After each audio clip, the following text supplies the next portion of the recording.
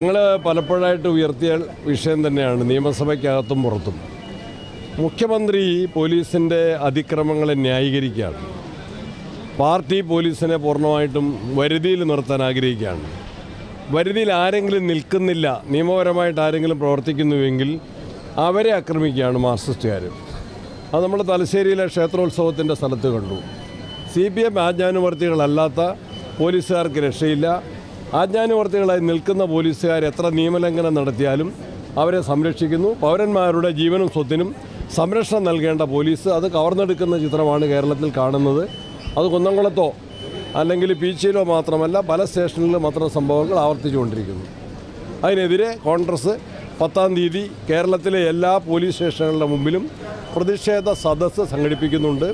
അതുപോലെ തന്നെ 15-ന് ആരംഭിക്കുന്ന നിയമസഭാ സമ്മേളനത്തിലും വളരെ ഗൗരവത്തിൽ ഈ വിഷയം ഞങ്ങൾ ഉന്നയിക്കുന്നതാണ്.